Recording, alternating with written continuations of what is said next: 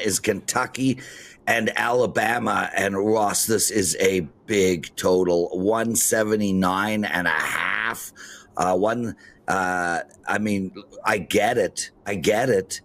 Look, two games ago, we had a 102.97.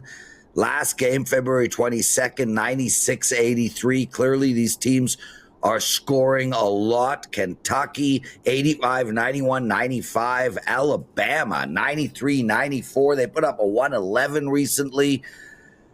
What are you going to do in this matchup? Well, I'm going to go against what conventional thinking might perceive this to be. I mean, you mentioned those two high-scoring games during regular season action, and certainly this total is justified, as you pretty much indicated, Prez.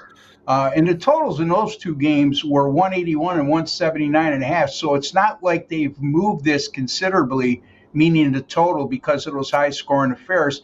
You know, it's, in my mind, you got a total this high. You're in a tournament environment on a neutral floor. I'm confident it will still be a high-scoring game, but not to the point where it's going to exceed 180 points or more. First two meetings, these teams went a combined 82 for 101 from the free throw line, 81%. That ain't happening tonight. Why am I so confident about that, Prez? Simply put, Kentucky is only 74.2% from the free throw line on the season, and Alabama 72%. So these teams shot way over their head from the free throw line, and there was a plethora of free throws in those two games. I think we'll still see a very physical game with a lot of free throws. I think it'd be more along the lines of the low 70s to maybe mid 70s when it comes to free throw percentage tonight, based on these teams' season figures. You know, Prez, we've been doing this a long time, me and you, and when a total's this high in a tournament game on a neutral floor, all it takes is a 3 to 4 minute offensive lull that pretty much kills the over. And that's not out of the question in this game tonight. I am going to go against conventional wisdom here, and I'm going Kentucky and Bama under the total of 179 and a half. You're going against conventional wisdom in the Michigan Purdue game. Michigan +3, now +2.5. They're taking money. This Michigan team lost 3 in a row against Michigan State, Maryland, and Illinois. None of those games were close. I mean, Maryland was close, 71-65.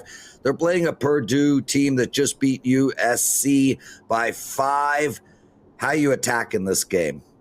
Yeah, I'm glad you brought that up, how they struggled at the end of the regular season, because Purdue did play yesterday. They were, less than impressive in a 76-71 win over USC, a game they never led by more than 6 points.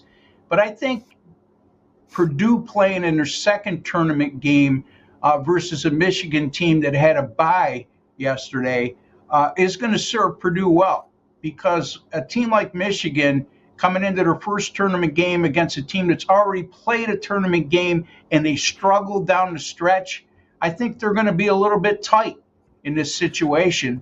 The Wolverines, by the way, 0-4 against the spread and 1-3 straight up in their last 4 games.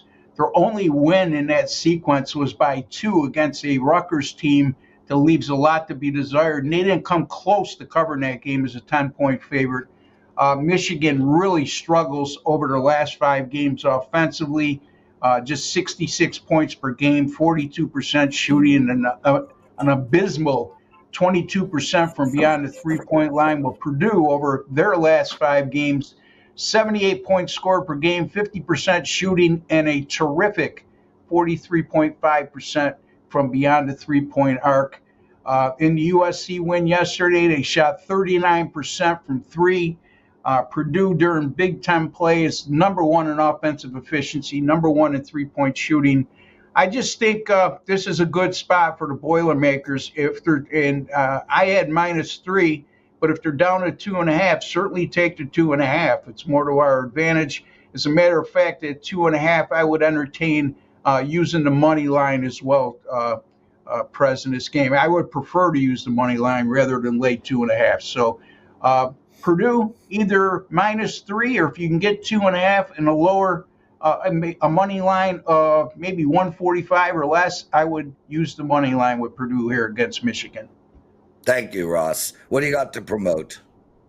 All you need to go is to my personal link, wt.buzz/RB over at WagerTalk, and got some great streaks going on right now. 6-3 the last 2 days in college basketball.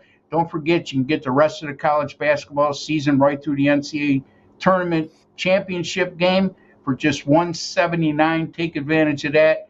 9-4 run in the NHL since March 4th.